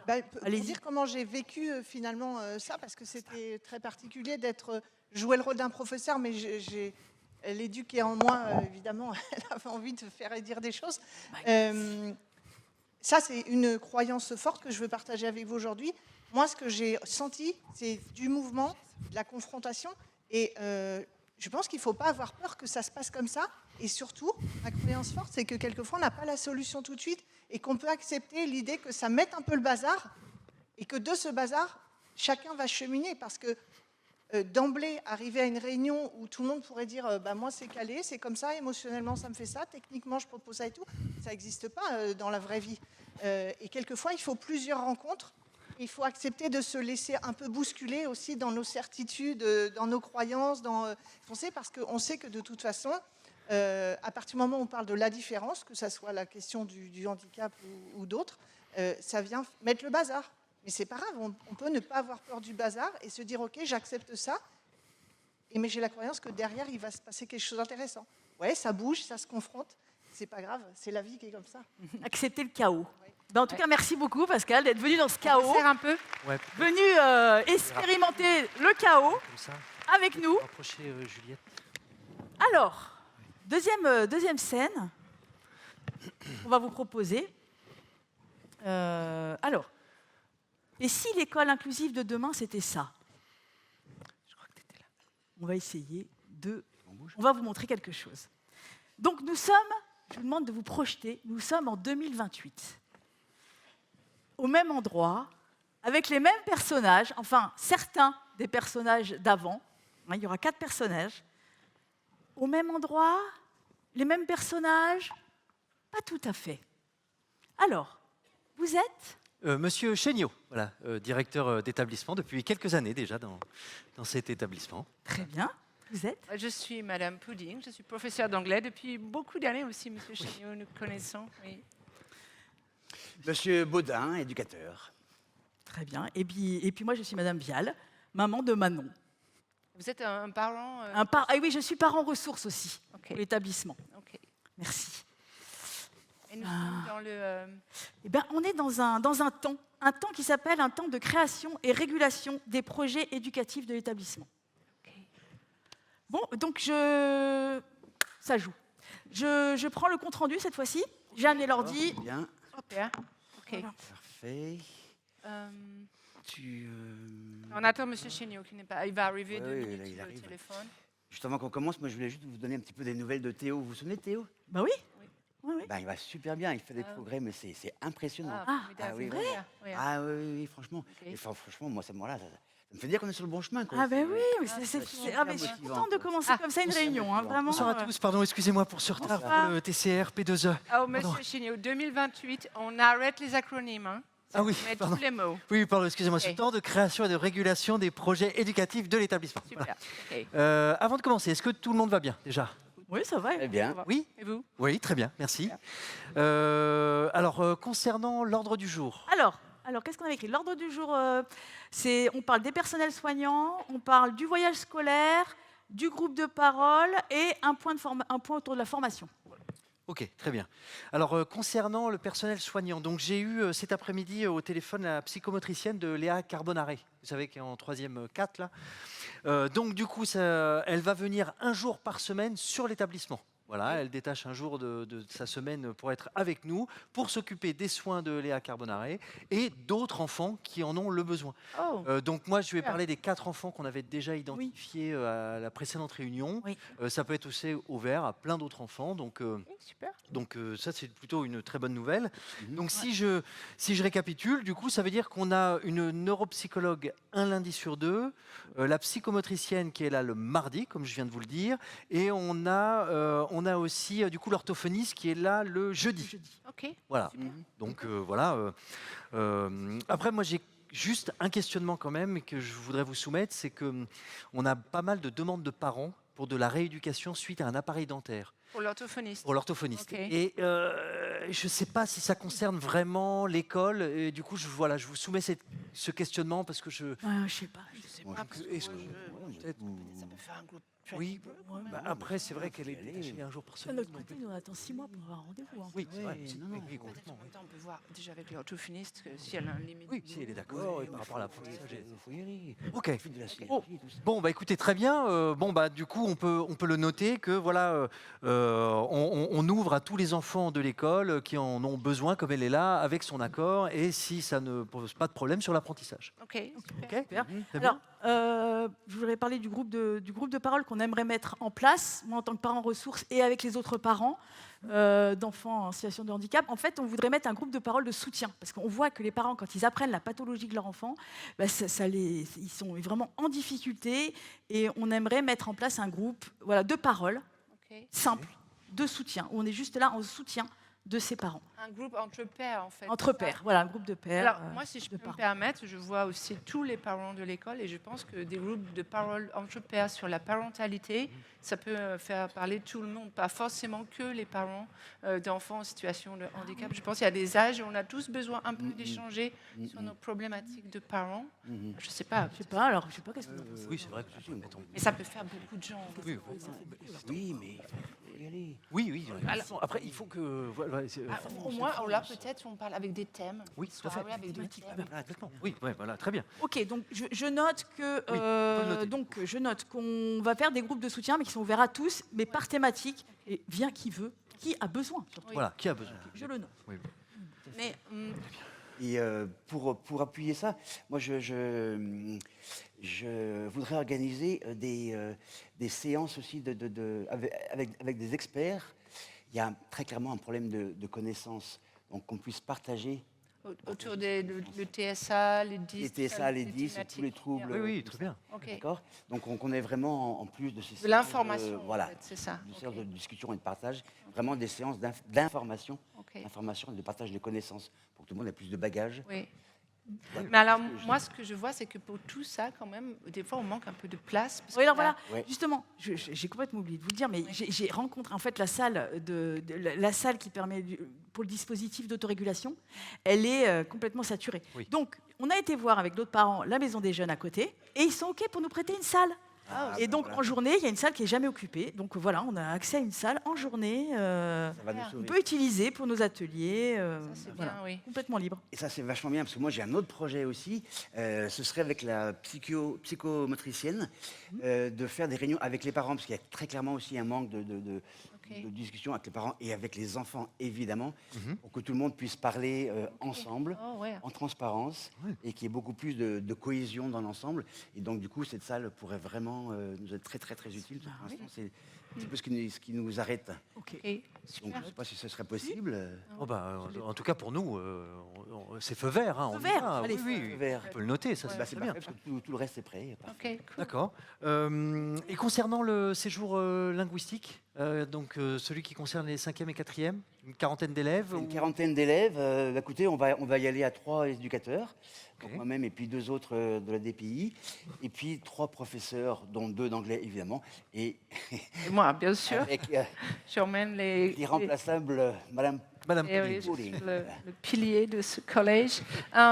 Et oui, du coup, on a prévu, peut-être, on a tout calé, on s'est bien organisé, et on s'est dit peut-être c'est les élèves eux-mêmes qui vont faire la communication avant le voyage, et peut-être après le voyage pour les parents, pour l'établissement.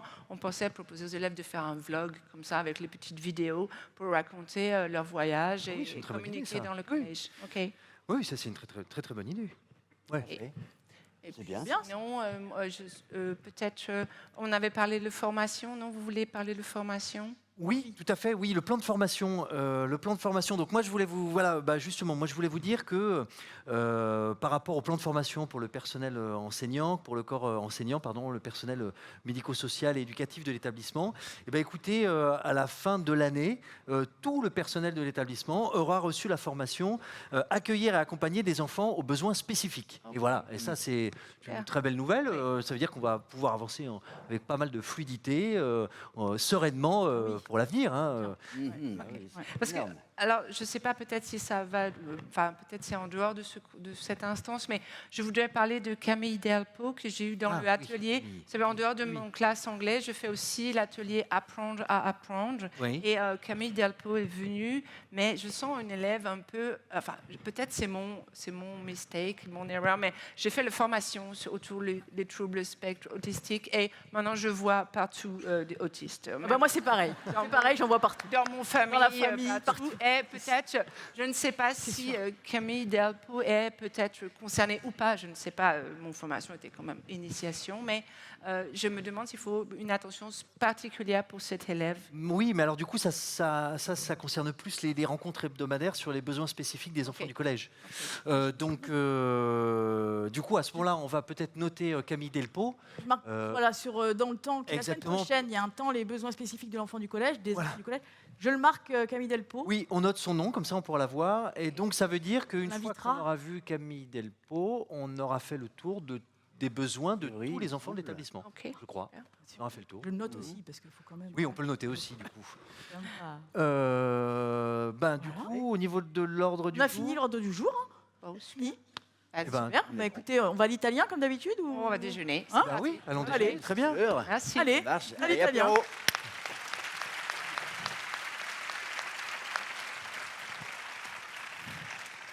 Ok, alors,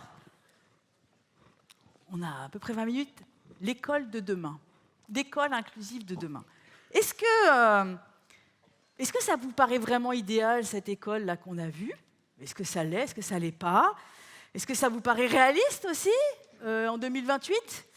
Est-ce que... qu'est-ce qui a fait que ça a pu changer? Qu'est-ce que ça fait que ça a pu aller jusque-là, peut-être? Voilà. Quels sont vos retours par rapport à ça?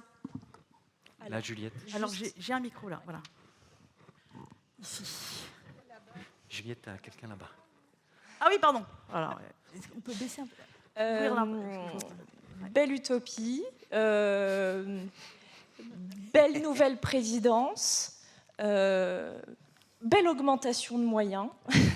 Qu'est-ce que vous avez vu comme augmentation de moyens, surtout? Vraiment une psychomotricienne qui se rend disponible une journée pour voir l'ensemble des élèves de l'établissement, c'est formidable. L'éducateur qui est présent plus d'une fois par semaine, du coup, l'orthophoniste, etc. Le plan de formation pour l'ensemble des professionnels aussi est conséquent. Par contre, la seule chose que j'ai vue qui est différente et qui a une belle dynamique, c'est-à-dire que, en fait, pour les 2 premières scénettes, on a vu quand même des personnes qui étaient dans des blocages, qui étaient plutôt sur des cerveaux, c'est ce que je disais en rigolant, très français, à rester, à ruminer plutôt qu'à construire. Et là, en fait, il y avait des vraies recherches de solutions. Alors pour vous, c'est culturel de ce que j'entends là, cette histoire de...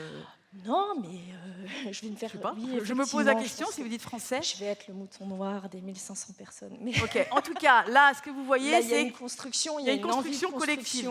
Il y a une envie de communication, il y a une envie de faire. Une envie de faire ensemble. Voilà. De faire, en tout cas de construire, de ce que vous dites. Ok, qu'est-ce que vous avez vu encore qui était très différent par rapport à la première et qui vous paraît, je ne sais pas, utopique, réaliste, possible? Je ne vois pas. Alors, il y a... Là. Okay, merci. Alors, c'est d'abord un premier commentaire avant de répondre à votre question. Allez-y. La première remarque que je me suis faite quand ça a commencé et que vous avez évoqué 2028 en France, j'avais l'impression d'être en 2010 dans d'autres pays. C'était mon premier constat.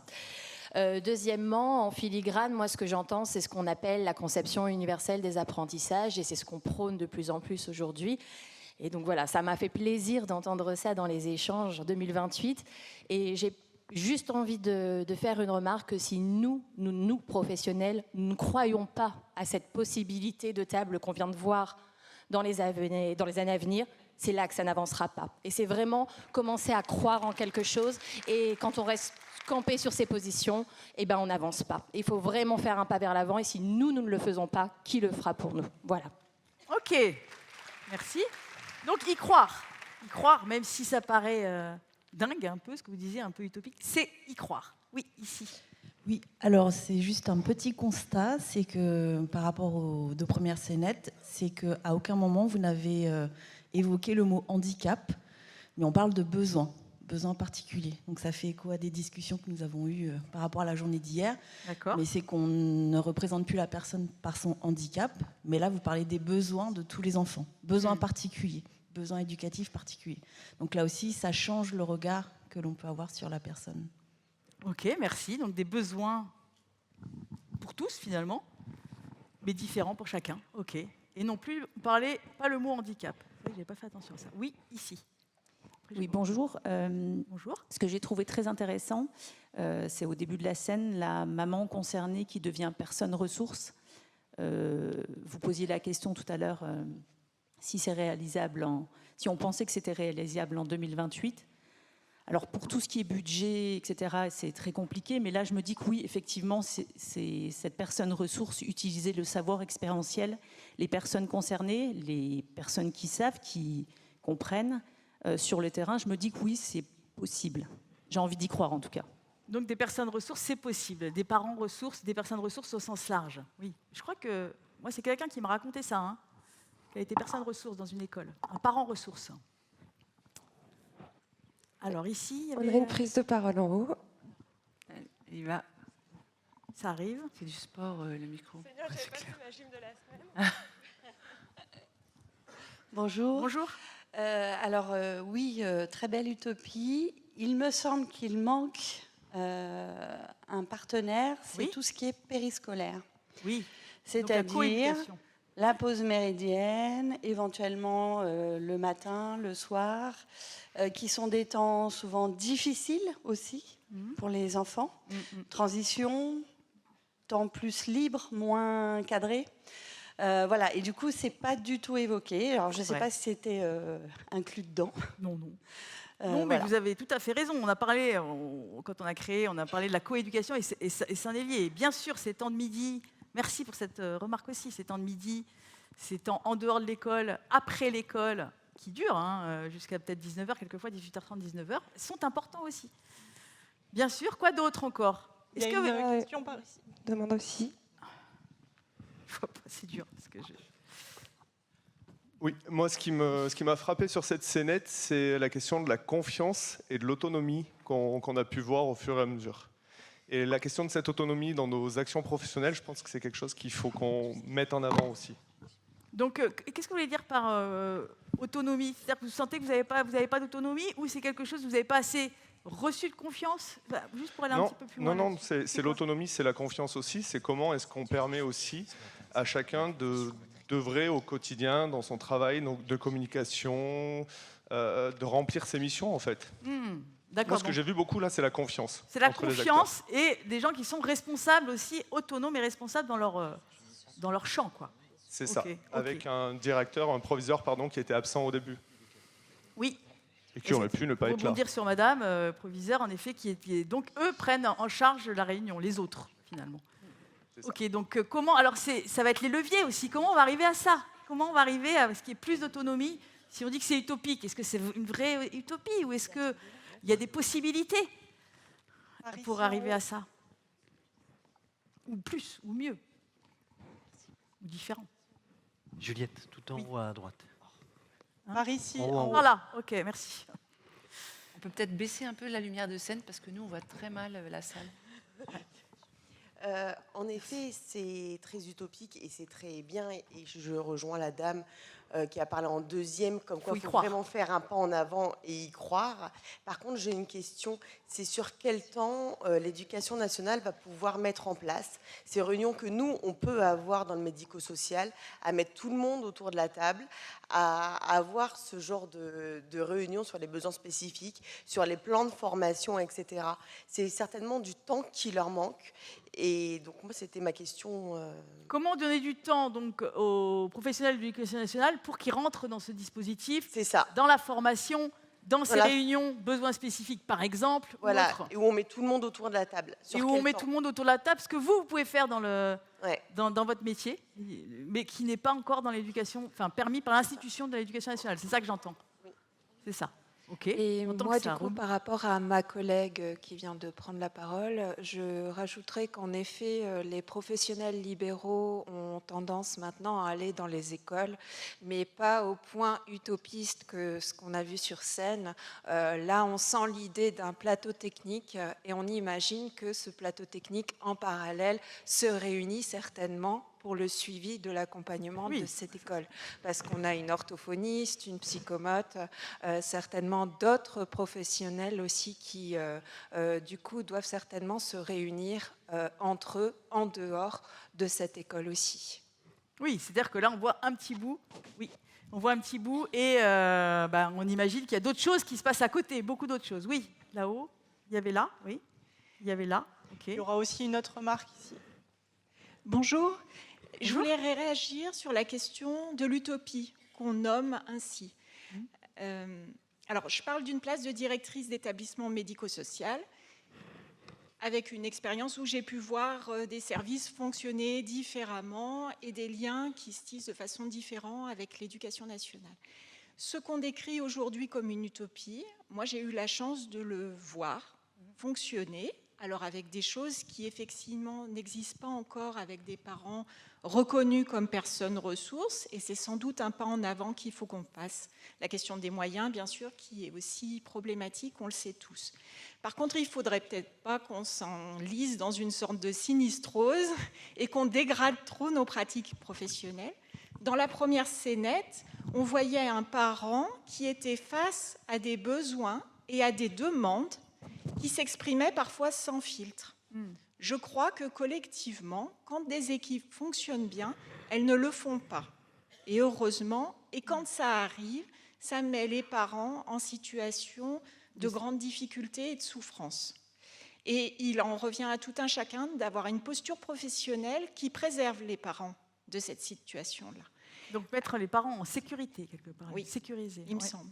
Voilà. Et donc vous dites ok, il y a un manque de moyens, ok, mais c'est peut-être pas si utopique que ça en fait. Ce que j'entends, hein, c'est que oui, au-delà de y croire, il y a des possibilités. On peut capitaliser pour faire en sorte que ce soit pas une utopie. Vous avez connu un peu ça, ce que disait. Moi, je l'ai connu, oui, effectivement, avec certains établissements. Oui.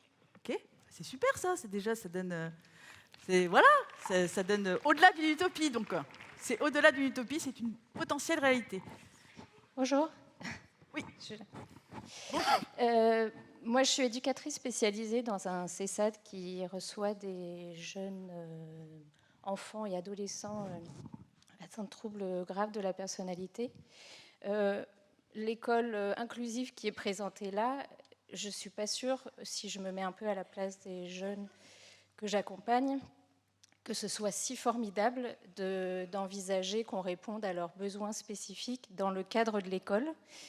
C'est une question que je pose là. Vous posez cette question-là. Est-ce que ça doit être dans l'école qu'on répond à ces besoins-là? Est-ce que c'est l'école qui... Est-ce que c'est au sein de l'école? C'est la question. En termes d'optimisation de moyens, on y est, c'est évident. À la place des jeunes collégiens en particulier, je dirais qu'en primaire, ils s'en accommodent à peu près, mais souvent au collège, c'est quand même pas si simple. Et parfois, quand même, ce qu'on voit, c'est que justement, il y a des choses qui peuvent se produire parce que c'est pas à l'école que ça se produit, et que parfois, c'est parce qu'on sort de l'école et qu'on reçoit un certain nombre de prises en charge thérapeutiques, qu'il y a des mouvements qui peuvent se faire à l'école ensuite. Ce que j'entends aussi, ce que vous dites, c'est que c'est le « et », c'est que ça peut être à l'école et ailleurs. Enfin, que c'est pas seulement là, quoi, en tout cas. Ou vous dites, c'est pas là du tout.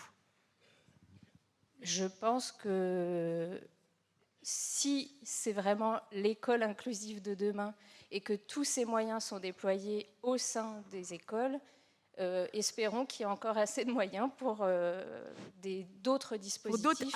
C'est une peur de ne pas avoir assez de moyens pour d'autres dispositifs à côté de l'école. Ce n'est pas une peur, c'est juste que je ne suis pas sûre que cette école inclusive si formidable, elle soit si formidable pour tous les enfants qui ont ces besoins spécifiques. Très bien, merci beaucoup pour cette... je vois que vous êtes applaudis à plein d'endroits.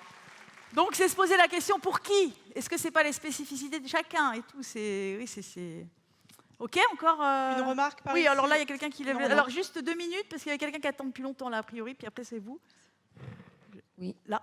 Non, allez-y. Merci. Je reviens sur la notion d'utopie qui a été évoquée plusieurs fois. On a parlé de 2028. Je donne une petite lueur d'espoir aujourd'hui en 2023. Je travaille avec tout un tas d'équipes, tout un tas de collègues et de parents à la création des dispositifs d'autorégulation, notamment. Ce n'est pas la solution miracle, mais ça existe. Et je vois chaque jour des scénettes dans la vraie vie, telles que ce que vous avez présenté là. Et il y a aujourd'hui, donc, pour vous donner quelques chiffres, plus de 3000 élèves en France qui sont 3000 élèves neurotypiques, atypiques, toutes sortes d'élèves qui sont concernés par les bienfaits des discussions qu'on a pu voir là. Il y a encore beaucoup de choses à changer, des budgets à avoir, des moyens, mais on voit qu'avec beaucoup de respect, la reconnaissance des expertises de chacun, la communication avec les parents et les élèves, on y arrive. Et je peux vous assurer qu'au quotidien, il y a des établissements dans les écoles élémentaires, dans les seconds degrés, qui fonctionnent de la manière dont on vient de voir. Et je tiens à saluer et à féliciter tous ceux qui font cet effort-là, parce que parfois sur un établissement qui comporte des dizaines, voire des centaines de professionnels, ça part parfois d'un petit groupe un peu fou, avec une volonté d'y aller, et cette minorité embarque ensuite l'ensemble des collègues. Donc bravo à tous ceux qui font ces scénettes-là dans la vie au quotidien. Merci, merci beaucoup madame. Là, ça donne de l'espoir, hein. Moi en tout cas ça m'en donne quand j'entends ça. Et d'ailleurs, on s'est appuyé sur un de ces dispositifs pour l'écrire, cette scénette. Donc c'est un parent qui m'a raconté ça, figurez-vous. Bonjour. Oui, merci beaucoup. Oui. Alors, je ne sais pas, je ne vois pas. Vous levez la main. Bonjour.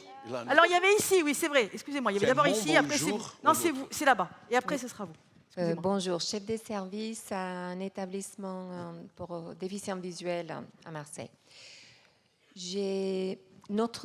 Là où nous avons pu voir des choses qui pouvaient fonctionner au niveau du médico-social, c'est là où il y a beaucoup de coopérations et partenariats.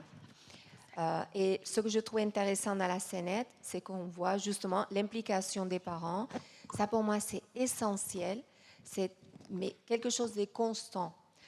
Alors que ça ne se fait pas de manière, je dirais, ordinaire. On va attendre le problème, la spécificité pour solliciter cette expertise. Comme disaient les 2 personnes qui ont parlé précédemment. Par rapport aux situations difficiles, il est vrai, la question qui peut se poser, c'est dans ce futur, est-ce que c'est l'éducation nationale qui va porter la plupart de ce poids d'expertise, ou est-ce que ce sera quelque chose de partagé sous forme de partenariats, de coopération avec tous les différentes expertises, parce que nous portons la déficience visuelle, autres c'est par rapport à la difficulté psychique, etc. Mais ce qui me semble essentiel, c'est de travailler au sein de l'école pour avoir une expérience intéressante personnelle avec mes enfants, une année dans une école à la montagne, une classe unique où il y avait maternelle jusqu'à la fin de primaire. Et ce que j'ai vu, c'était ce travail avec les enfants, c'est l'altruisme dont on a parlé hier. Si on pouvait descendre un petit peu la riscophobie de tous les dangers et peut-être travailler et avec les enfants, des tout petits, moyens et adolescents, justement, l'altruisme, c'est solidarité. Je pense que là, on tient quelque chose. Merci. Donc aussi, la question que vous portez aussi au-delà de l'altruisme, c'est qui porte tout ça? Qui va porter tout ça? Est-ce que ça va se co-porter? Est-ce que ça va se porter à plusieurs institutions? C'est ça aussi que vous amenez. Et monsieur qui voulait parler aussi. Bonjour. Bonjour. J'aimerais seulement ajouter une petite réflexion sur cet intéressant débat. Quand on parle d'un enfant avec des besoins spécifiques, ça ne veut pas dire que tous les besoins de l'enfant sont spécifiques. Parce que ça veut dire, si tous les besoins de l'enfant sont spécifiques, l'inclusion, c'est pratiquement impossible. Parce qu'on parle des gens qui n'ont pas des ponts, n'ont pas des contacts avec les autres. Et comme ça, seulement quelques besoins de l'enfant avec besoins spécifiques sont spécifiques. Et les autres, probablement, sûrement la majorité, peuvent et doivent être répondus à un espace et temps commun. Oui, et ils ont des besoins spécifiques aussi, d'ailleurs. Ça, je pense que c'est un peu le cœur de l'inclusion. C'est de voir qu'il y a quelque chose de spécifique, mais il y a un grand domaine. Un grand socle commun. Oui, un grand socle commun, c'est ça. Un grand socle commun entre Merci. tous. Ok, bah merci à vous. Bien, merci. Oui, mais là, alors ça va être la dernière. J'en Désolée, ai pas pour longtemps. Je trouve ça vraiment chouette que la famille puisse être intégrée. C'est hyper intéressant et je trouve que c'est très riche. Moi, ce qui m'a juste gênée, c'est le nom des enfants, le secret professionnel. Le parent n'a peut-être pas à savoir le nom des autres enfants. Voilà. C'est juste le petit bémol au niveau du secret professionnel. C'est des questionnements aussi, tout à fait. Après, en 2028, les choses auront peut-être évolué. Là, les parents étaient peut-être d'accord pour que les noms soient abordés, et le jeune aussi. Mais la maman qui est présente n'a peut-être pas besoin d'avoir les noms. Voilà. Tout à fait, de tous les enfants, tout à fait. Merci pour cette questionnement. Alors, pour finir, juste avant de passer la main, eh bien, écoutez, nous, on vous applaudit beaucoup parce que le Théâtre Forum, c'est grâce à vous que ça existe. Alors, merci. Merci pour votre participation. Merci à ceux qui sont venus. Merci à ceux qui sont dit. Merci à tous. Et on vous passe la parole pour la suite. Un grand merci Juliette et à vous toutes de l'équipe. Vous avez vu, je suis arrivé à petits pas de loup, discrètement, pour vous dire que le temps passe très très vite. Alors vous le savez, dans un quart d'heure, mais comme on est nombreux, ça va vite, c'est l'heure des ateliers. Je voudrais juste vous redire que si vous avez un trou de mémoire sur vos badges, on retrouve les numéros de salle. La salle Trémy 4 se trouve au fond de la salle cocktail, ça c'est pour l'atelier numéro 7. Enfin, le plan figure sur le livret des participants. C'est le GPS pendant les 3 jours, ça marche toujours. Donc les ateliers démarrent à 11h précises. N'oubliez pas d'émarger parce qu'on était pressé de rejoindre le Théâtre Forum. Il faut signer pour tout à l'heure. Voilà, bonne continuation et à cet après-midi.